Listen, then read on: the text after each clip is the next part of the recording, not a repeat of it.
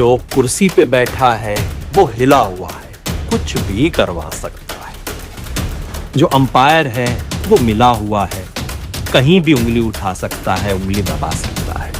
और जो third umpire है वो डरा हुआ है। हमें इसी में ही मैच खेलना है।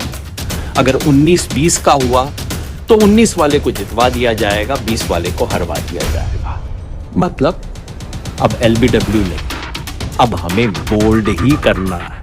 भारतीय जनता पार्टी हरियाणा के अंदर सरकार बना चुकी है और 17 तारीख फाइनल ऐलान भारतीय जनता पार्टी ने अपने सीएम के लिए कर दिया है कि 17 तारीख को हम शपथ ग्रहण करने वाले हैं। अब उसमें ये नाम सामने नहीं आया, ये नाम फाइनल नहीं है कि नायब सिंह सैनी सीएम बनेंगे या फिर इसके अलावा राव इंद्रजीत बनेंगे या फिर इसके अलावा अनिल विज बनेंगे। ये एक बड़ा मुद्दा है भारतीय जनता पार्टी के सामने कि सीएम पद के लिए कौन सा चेहरा है जिन्हें सेलेक्ट किया जाएगा और हरियाणा का सीएम बनाया जाएगा।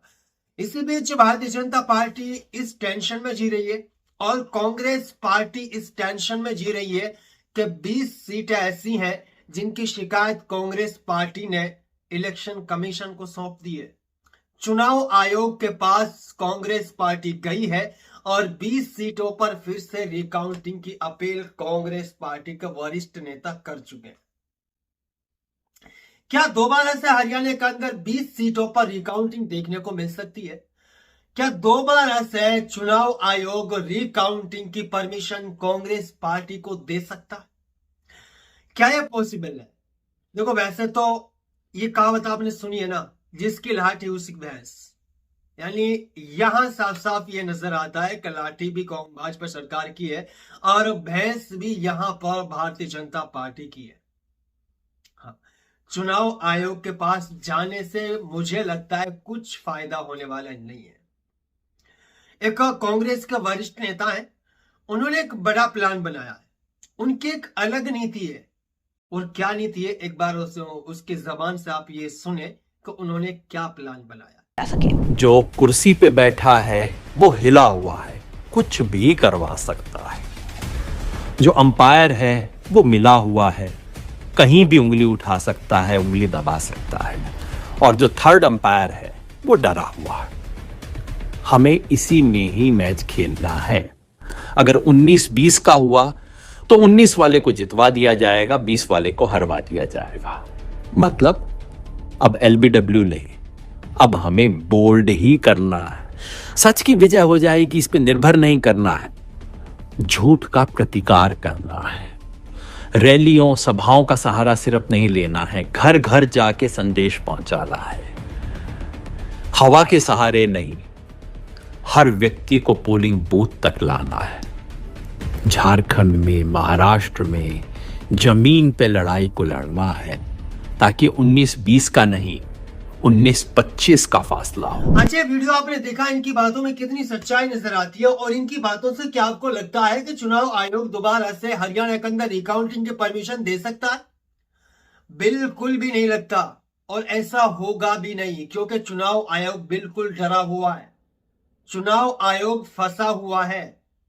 चुनाव आयोग चंगुल के अंदर दबा हुआ है। चुनाव आयोग इस तरह से एक शिकंजे में फंसा हुआ है, जिस तरह इन नेता ने बताया कि थर्ड एम्पायर डरा हुआ है, रेफरी डरा हुआ है, सब कुछ इसने डिटेल के साथ बता दिया। अब वो चुनाव आयोग के पास चक्कर लगाने से कुछ फायदा नहीं है। चुनाव आयोग इसकी परमिशन नहीं देगा कि हम दोबारा से रिकाउंटिंग कराएं और चुनाव आयोग इसकी भी परमिशन नहीं देगा कि तुम दोबारा से इन 20 सीटों पर वोटिंग हो सकती है या फिर रिकाउंटिंग हो सकती है, दोबारा से चुनाव हो सकता है।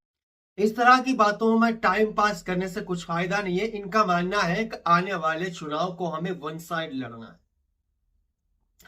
आने वाले चुनाव को हमें 19-20 का खेल की तरह नहीं खेलना है, हमें 19-25 के खेल की तरह खेलना है।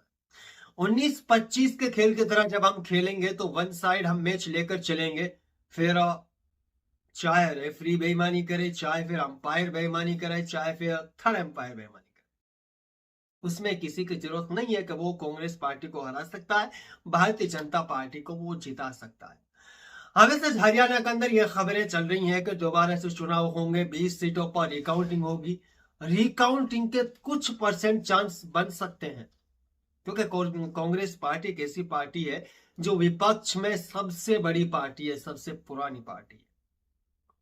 अगर कांग्रेस पार्टी चुनाव आयोग तक पहुंची है और चुनाव आयोग के पास 20 सीटों को लेकर अहम जो सबूत होते हैं वो चुनाव आयोग को सौंप दिए हैं, और इन 20 सीटों को लेकर कांग्रेस पार्टी चाहती है, कांग्रेस पार्टी अपील करती है कि हमें दोबारा से इन पर रिकाउंटिंग करनी है, हमें दोबारा से इन मशीनों की चेकिंग इंक्वायरी करनी है।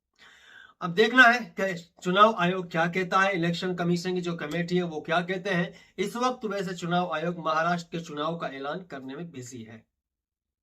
चुनाव आयोग ने प्रेस कॉन्फ्रेंस की और उन्होंने महाराष्ट्र के चुनाव की डेट अनाउंस कर दी है। 20 नवंबर को 288 सीटों पर महाराष्ट्र के अंदर चुनाव होगा। 23 नवंबर को इन 288 सीटों की काउंटिंग होगी। बाकी कांग्रेस पार्टी की जो अपील है, कांग्रेस पार्टी के जो ऑब्जेक्शन है, कांग्रेस पार्टी के जो सवाल है, उन पर चुनाव आयोग बिल्कुल चुप्पी साधा हुआ है। चुनाव आयोग की तरफ से कोई आश्वासन नहीं दिया जा रहा, यानी कोई भी रिप्लाई मैसेज चुनाव आयोग की तरफ से कांग्रेस पार्टी के लिए अभी तक नहीं मिल रहा है। और अब तो कांग्रेस पार्टी के कुछ नेताओं ने अपील करना भी छोड़ दिया है, आने वाले चुनाव के लिए तैयारी करनी भी शुरू कर दी है। बाकी इसे लेकर आप लोगों का पर्सनल ओपिनियन क्या है, आप लोगों को क्या लगता है, क्या चुनाव आयोग यहां पर वन साइड चुनाव करा रहे हैं? क्या Bharatiya Janata party EVM machine और चुनाव आयोग के सहारे से अपनी सरकार बना रही है? इसमें कितनी सच्चाई है, आप लोगों की राय क्या है? कमेंट बॉक्स खुला हुआ, बिंदास होकर आप लोग शेयर कर सकते हैं। तो थैंक यू, धन्यवाद।